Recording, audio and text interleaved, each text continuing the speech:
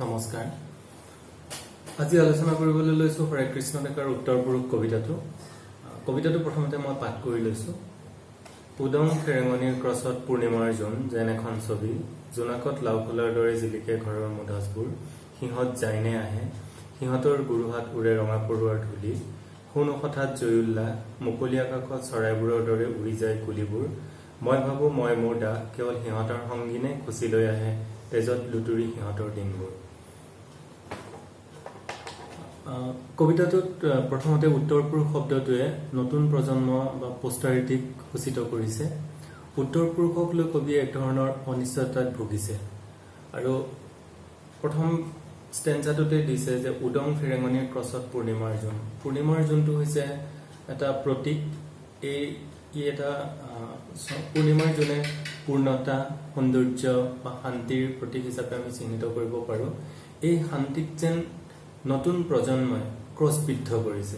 ক্ৰছবিদ্ধ কৰা শব্দটোৱে আকৌ ক্ৰছ চিনটোৱে একে সময়তে ডেথ এটা ইমেজেৰী আৰু লগতে খ্ৰীষ্টান ইমেজেৰী এটা সৃষ্টি কৰে।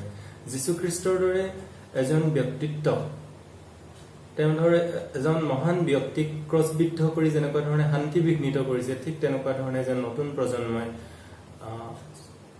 ছন্দটোক, পূৰ্ণিমাৰ জোনটোক ক্ৰছবিদ্ধ কৰি পেলাই এটা বিভীষিকাময় পৰিৱেশৰ সূচনা কৰিছে নতুন প্ৰজন্মই। দ্বিতীয়তে দিছে যে জোনাকত লাও ফুলৰ দৰে জিলিকে ঘৰৰ মুধচবোৰ। ইয়াত জোনাক আৰু লাও ফুলাও দুটা বিপৰীত প্ৰতীক। জোনাক বুলি ক'লে আমাৰ মনলৈ এটা শান্ত সমাহিত এটা পৰিৱেশ মনলৈ আহে, য'ত ৰোমান্টিকতা থাকে, জোনাকৰ এটা প্ৰশান্তি থাকে জোনাকত। কিন্তু জোনাকত আকৌ সেই শান্ত সমাহিত গাঁও এখন যেনেকুৱা ধৰণে জোনাকত জিলিকি থাকে, সেই শান্ত সমাহিত পৰিৱেশ সেই গাঁওখনত নাই। তাৰ পৰিৱৰ্তে তাত আছে এটা মৃত্যুৰ বিভীষিকা, য'ত থাকে কিছুমান স্কেলিটন সাধাৰণতে আমি ক'ত দেখিবলৈ পাওঁ, যে শ্মশান বা গ্ৰেভিয়াৰ্ডত আমি স্কেলিটন বিলাক দেখিবলৈ পাওঁ। আৰু সেই নতুন জেনেৰেশ্যনে সেই শান্ত সমাহিত যিখন গাঁও, সেই গাঁওখনক এটা গ্ৰেভিয়াৰ্ডলে, এখন শ্মশানলে পৰ্যবেক্ষিত কৰা এটা চিত্ৰ ইয়াত কবিতাটোত দেখিবলৈ পোৱা যায়। তাৰ পিছৰটো ষ্টেঞ্জাত দিছে সিহঁত যায়নে আহে, সিহঁতৰ গুৰুহাতুৰে ৰঙা পৰুৱাৰ ধূলি। এই যিটো নতুন প্ৰজন্ম, সিহঁতে নতুন প্ৰজন্মটোক বুজাইছে। আৰু এই নতুন প্ৰজন্মটো, নতুন যিটো জেনেৰেশ্যন, প্ৰেজেণ্ট জেনেৰেশ্যন, এই প্ৰেজেণ্ট জেনেৰেশ্যনটোৱে এনেকুৱা ধৰণে যদি অগ্ৰসৰ হৈ গৈ থাকে, তেওঁলোকে শান্তি কেতিয়াও ঘূৰাই আনিব নোৱাৰিব। যাৰ ফলত তেওঁলোকে যি মৃত্যুৰ বিভীষিকা সৃষ্টি কৰে বা তেওঁলোকে যি প্ৰস্তুতি চলায় মৃত্যুৰ কাৰণে, হিংসাত্মক যি কাৰ্য সংঘটিত কৰে, সেই হিংসাত্মক কাৰ্যই কেতিয়াও শান্তি ঘূৰাই আনিব নোৱাৰে। তাৰ ফলত নিৰীহ মানুহেহে তাক চাফাৰ কৰিব লগা হয়। নিৰীহ মানুহ বুজাবৰ কাৰণে ইয়াত গুৰি পৰুৱা শব্দটো ব্যৱহাৰ কৰিছে। গুৰি পৰুৱা একে সময়তে নিৰীহ মানুহ বা জনতা, হিউমেন, নন হিউমেন বা এনভাইৰনমেণ্টো হ'ব পাৰে, যি তেওঁলোকৰ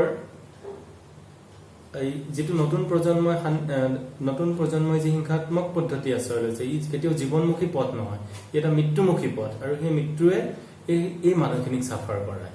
হিউমেন, নন হিউমেন এনভাইৰনমেণ্ট বা প্ৰকৃতিৰো তেওঁলোকে ধ্বংস সাধন কৰে।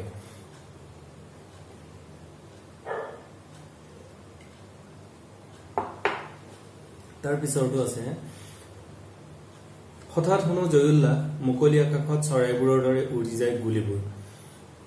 ইয়াত কবিতাটোত সেই নতুন প্ৰজন্মৰ এখিনি প্ৰেজেণ্ট জেনেৰেশ্যনৰ এটা পৰ্চনে কি কৰিছে, যে জয়ুল্লাহ কৰে, তেওঁলোকে এটা ভিক্ট্ৰি চেলিব্ৰেশ্যন কৰে। আৰু সেই চেলিব্ৰেশ্যনটোতো আকৌ তেওঁলোকে মুকলি আকাশত চৰাইবোৰৰ দৰে উৰি যায় গুলিবোৰ।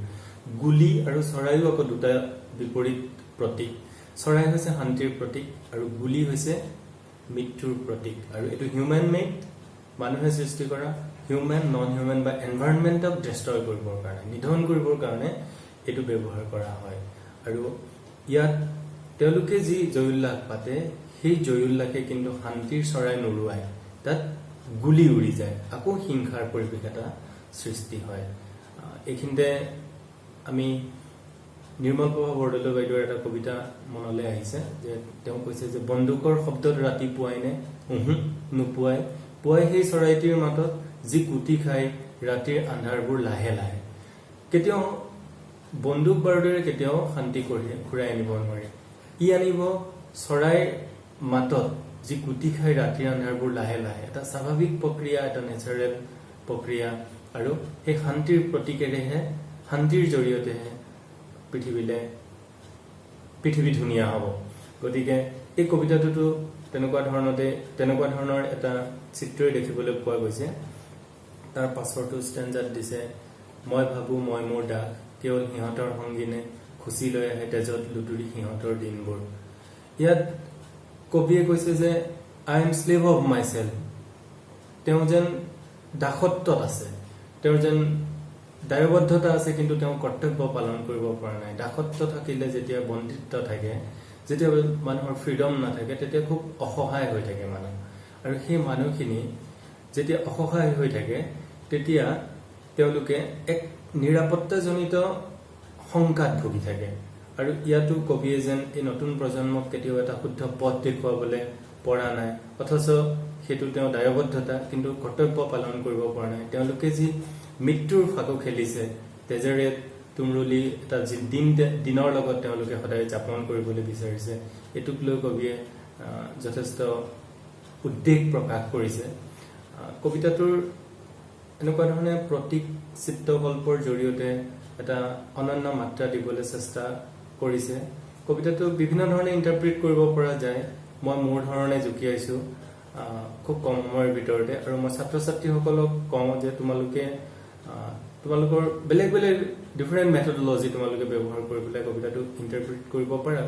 আধুনিক কবিতাত তুমি তোমাৰ নিজৰ নিৰ্বচন তাত দাঙি ধৰাৰ তোমালোকৰ থাকিব সুবিধা। গতিকে মই ভাবোঁ তোমালোকে কবিতাটো পঢ়া, আৰু হৰে কৃষ্ণ ডেকাৰ বিভিন্ন ধৰণৰ কবিতা আছে, বহুত কবিতা আছে, সেই কবিতাবিলাক তোমালোকে অধ্যয়ন কৰি আৰু ভাল ইণ্টাৰপ্ৰিট দিবৰ কাৰণে যত্ন কৰিবা। Thank U.